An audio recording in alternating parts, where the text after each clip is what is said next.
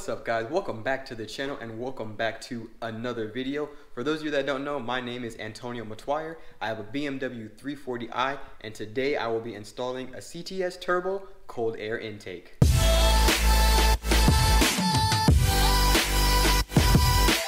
As I mentioned before, we are installing a cold air intake today from CTS Turbo, and with that being said, I wanted to give a huge shout out to CTS Turbo. They actually sent me this cold air intake along with a few other things, but I won't get too much into that because those will be for separate videos.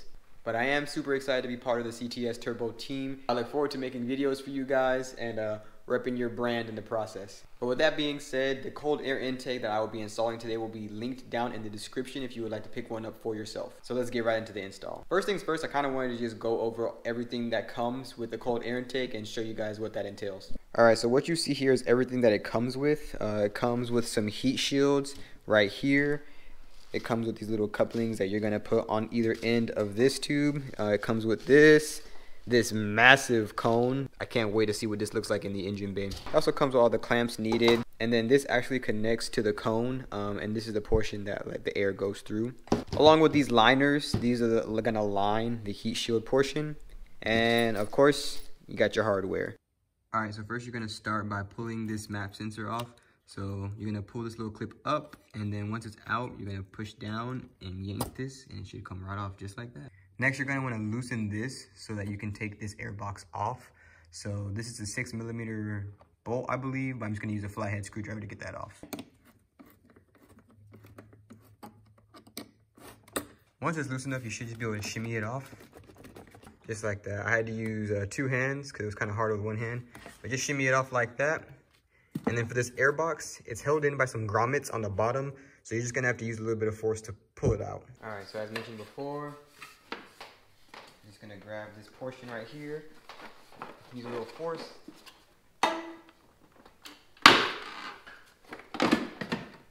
So just like that, it comes out. And as mentioned before, has some grommets and just little clamps that holds it in. So just yank it up and it'll come right out. And make sure these grommets stay in place because you're gonna need them.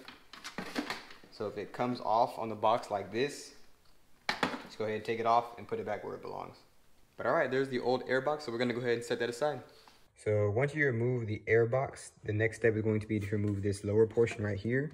And the reason why I removed the air box first is because you're going to want to try to get to this clamp right here. It's very hard to reach just because it's facing the front of the vehicle. But you're going to get a flathead screwdriver, loosen this one, and then take this portion off. So since this bottom clamp is in a hard to reach place, instead of using a flathead screwdriver like I did for the top one, I'm going to go ahead and use a ratchet with the 7mm socket to get this one off.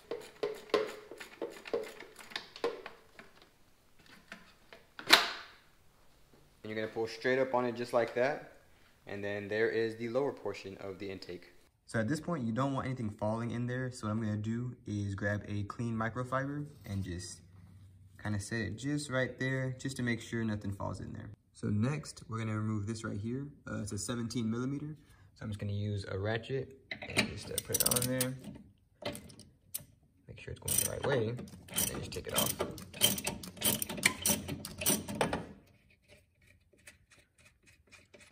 And it should just be a little plastic piece, just like this. So now that the old air box is out, we're going to go ahead and start assembling the new intake. Before we do that, we're going to remove this map sensor from this old air box and put it on the new intake. So you want to make sure you're not reusing these screws for the stock intake because you'll probably mess up the threading. And this one comes with its own hardware, as I mentioned before. So these two little screws right there are what you're going to use to screw in the map sensor to the new intake. So I'm not sure why this one only has one. I guess the owner before me lost a screw, but normally there are two and they're both T15. So I'm going to go ahead and remove this one now.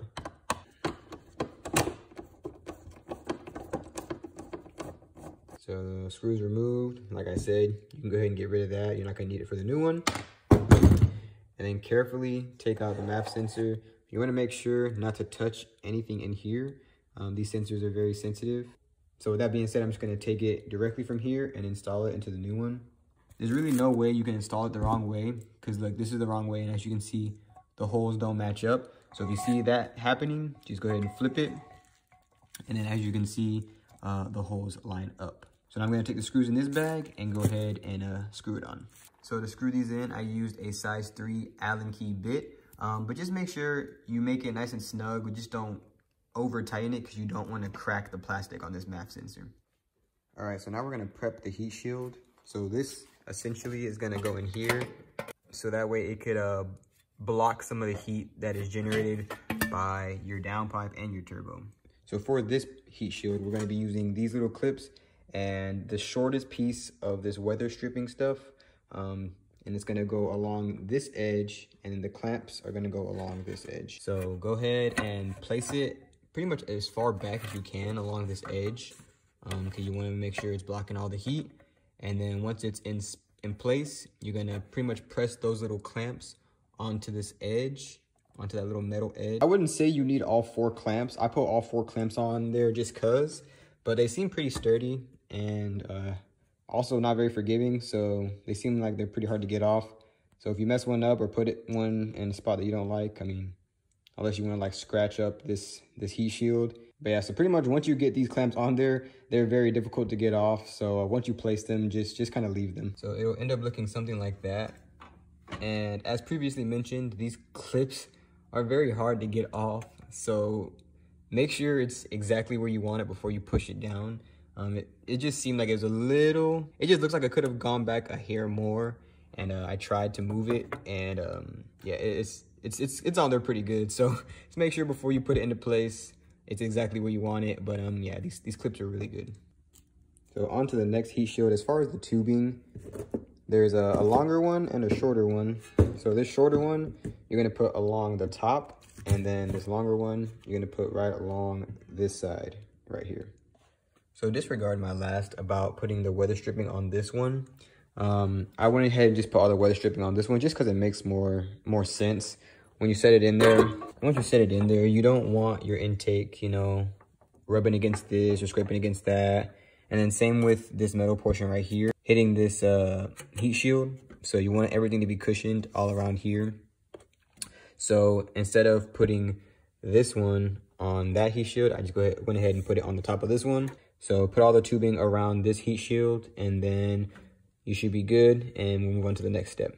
So as far as screwing this in right here, my BMW didn't come with a screw right here, so I'm not quite sure what I'm gonna do about that. I'll probably put something in there just to hold it in place.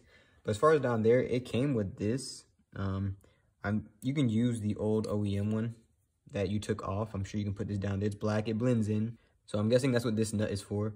So you can either use the nut or the OEM one and go ahead and screw it down there.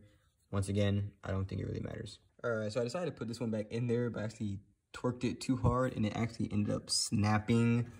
Not a big deal. I could probably use some pliers and get it off and just twist it off, but I don't think it's a huge deal. I'm just gonna keep this one in there since it's already tight and this is already in place. I'm not gonna worry about putting the nut down there.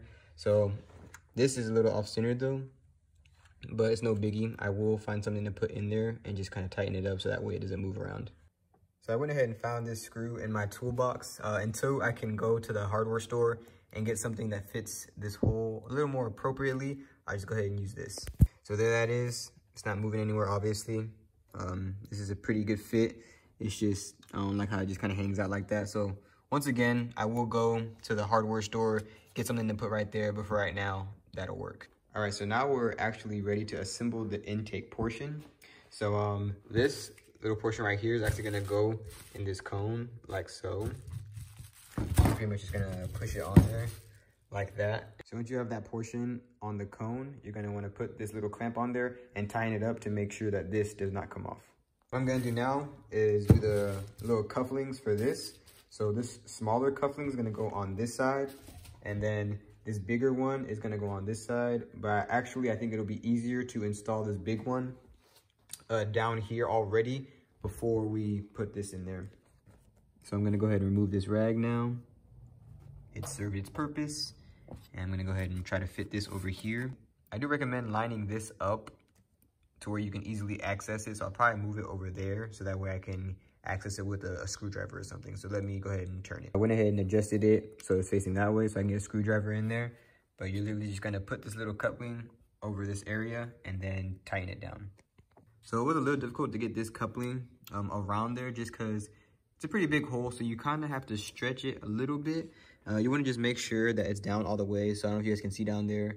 Let me go from this angle. So you can see how I'm lifting it right here. You can see that little exposed area right there. Make sure you push it all the way down so there is no exposed area. And then once it's all the way down and you make sure there's no gaps all the way around, go ahead and put your clamp on there and then tighten it up. So once you go ahead and tighten up the clamp down here, we're gonna move to this coupling right here, and it's gonna go on this left-hand portion of this. So get it on there, tighten it up, and then we'll go over the next step. All right, so when you're done, it should look something like that. Put the little coupling on there and then tighten it up on one side. So next we will be installing this portion to this side right here. So we are gonna need that extra clamp. I recommend putting the clamp on there first before you fit the intake on there. So this is okay, just let it hang just like that. Then we're gonna fit this in here. Kind of hard to do with one hand, so I'll do it with two hands and show you guys what it looks like afterwards. All right, so I went ahead and fit it in there. Make sure you get it in there pretty good. I probably got it about an inch, maybe 2 inches in there. And then once it's in there, you're gonna wanna, once again, make sure that this screw right here is easily accessible, and then tighten up this clamp. All right, once this clamp is tightened, make sure everything's nice and snug. Last but not least, we're gonna go ahead and grab the cone. We're gonna go ahead and grab this last clamp. Same thing applies. We're gonna go ahead and put this clamp on here. Make sure the screw is easily accessible. We're gonna put this cone into here, just like this. So once you get this cone in there, just tighten up this clamp, and then we'll be good to go. All right, so once you have everything tightened up right here, and then this cone is tightened up as well, make sure it's nice and snug. Last step is going to be to put the map sensor back in. So just push it back in like that till you hear a click, and then also press this little white thing down till you hear a click, and then you're completely done with the install. So just look how it looks in the engine bay. I think it looks super good. It looks super aggressive. I love how big this cone is. I can only imagine how it's gonna sound, just that huge cone sucking in all that air. But once again, this is another little look of how it looks in the engine bay. All right guys, so the install is completely done. I think it looks super good in the engine bay. It just looks super aggressive and completely changes the look of it. But as you guys can see behind me, it's currently dark outside. I do want to get out on the street and give you guys some clips of exactly what it sounds like out on the road. So what I plan on doing is waking up first thing in the morning, and I'll get out on the road for you guys so I can show you what it sounds like.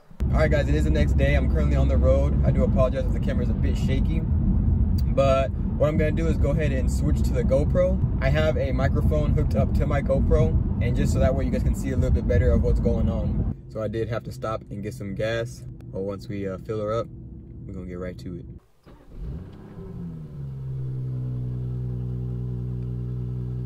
All right, so as I'm driving, I can definitely hear the turbo spool a lot louder, as well as I can hear how much air is being sucked in to the intake. I don't know if you guys can hear it, but I'll get on the gas right now to see if you guys can hear it. Ready?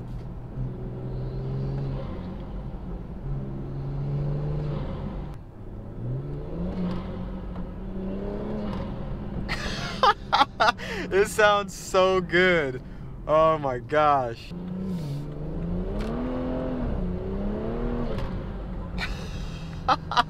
It sounds way better than the stock airbox. You can't even hear the stock airbox unless like the hood is open or something. Oh, it sounds so good. So I did want to give you guys a few revs of the car parked, so that way you guys can see what it sounds like. So let me see.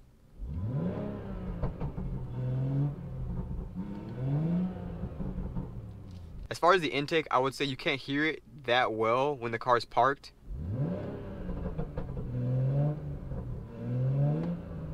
I know I've had intakes in the past where you can hear it parked, but for this one in particular, it's not the case. But you can definitely hear it when the car is in drive.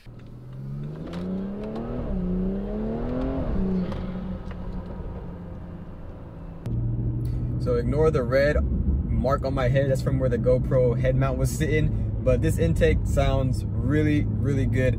I did want to get some clips for you guys from this angle. I'm not 100% sure how good it's gonna sound just because I'm recording right now from my iPhone. I don't know how well the iPhone will pick up the sound of the intake, but we'll give it a shot anyway. Oh, there's some good, there's some good pops for you, but that's not what we're trying to listen for. But you can really hear the intake. I don't know if you guys, you could definitely hear it. I don't know how well the sound is gonna relay through my iPhone microphone, but